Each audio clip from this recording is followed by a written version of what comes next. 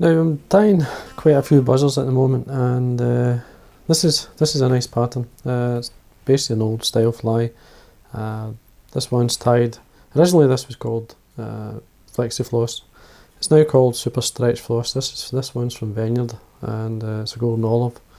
Now the hook I'm going to be using, I'm straight hook, because these are going to be fished in a competition. Or competitions, and they want to be able to sort of pull the flies. The straight hook hooks up much better if you're going to be moving the fly.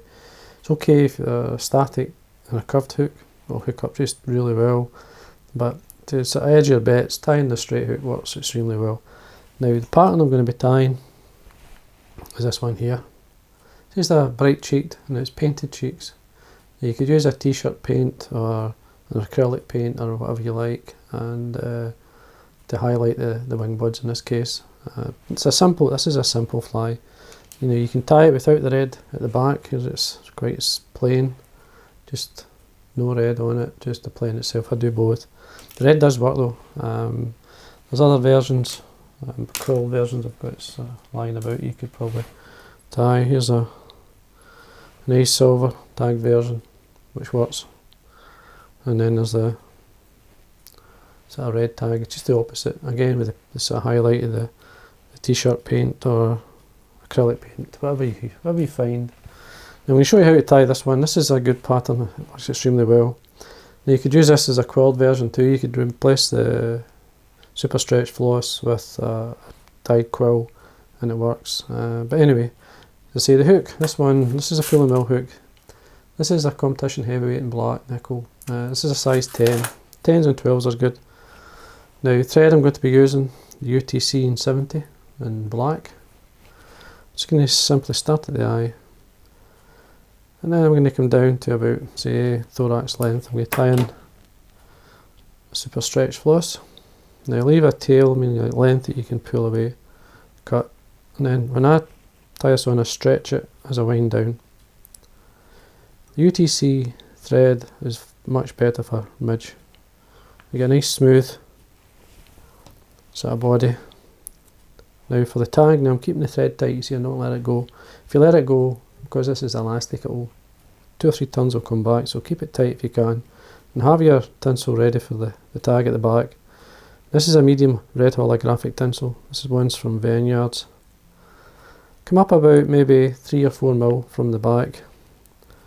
And then basically just want maybe 3 or so turns the red holographic. And then we're going to tie this on the way back up. Just try and keep everything as smooth as possible. Just going to work my way up here. I'm going to trim away the waste. Now at this point what I'm going to do is just continue with the thread all the way up towards the eye. Just going to tear this off at the top, or cut it away, sorry. Get there, give it a stretch and then trim. Always stretch the Super Stretch Floss and then cut it when you do that. Take the thread back to, say, you're looking for the thorax length. Some people like them quite short, some like them I like about a third of the shank or a third of the whole fly, so about there. Then we're going to rib the fly with the floss. Now you can be quite close at the back and tight turns, these ones.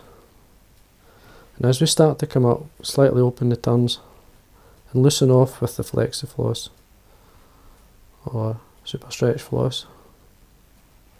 As we wind up, giving our rib, and then we catch it on the side, and then we continue again, keeping it on the side of the shank all the way up to the eye.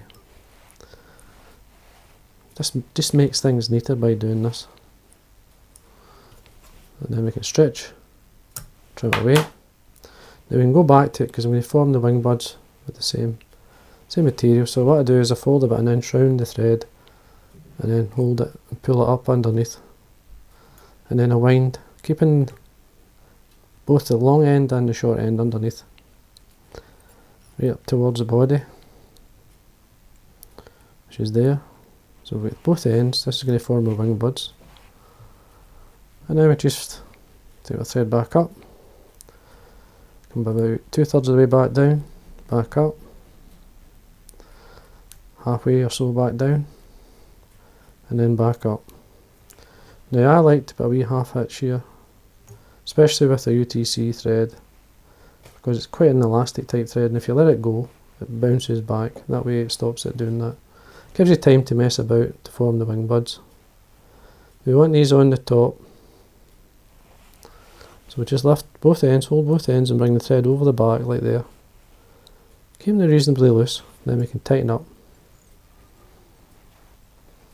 form a head, and then I'm just going to cut a length away here, and then just whip finish. Now these are a manageable length that I can whip finish round about them.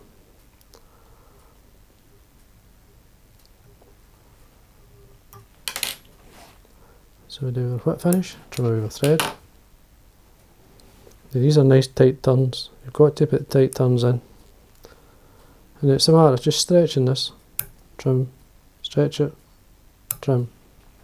You see it gets a neat cut doing that. And there's basically you could actually just varnish over the top of that and that's it, finished.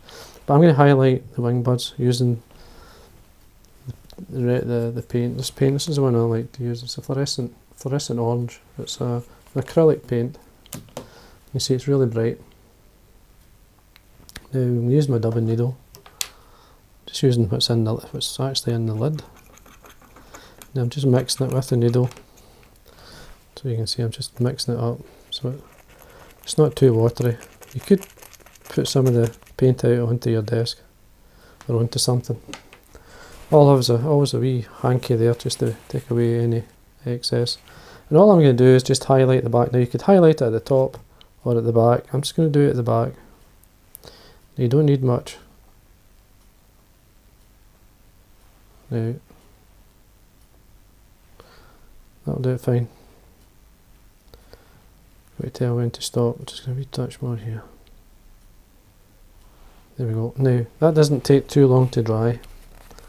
So, and then we can do a resin once it's, make sure it's dry first before you put your resin or your varnish on it. Now, once our resin's dry, then we can apply our resin. Now this is the resin I'm using here. This is the one from Fulling Mill. It's a glass UV resin. It's a hard resin, and it sets really hard. So ideal for over a soft material like this floss. Now I'm just going to basically just get a wee drop on the top. Get my dubbing needle.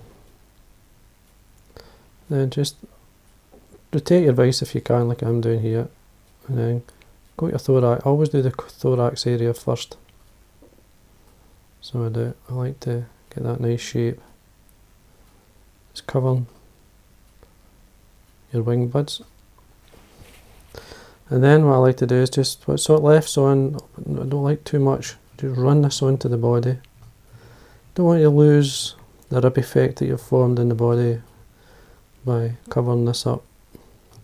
If you do need to put a wee drop back, a wee drop on, you can go back to the resin to get the shape that you like.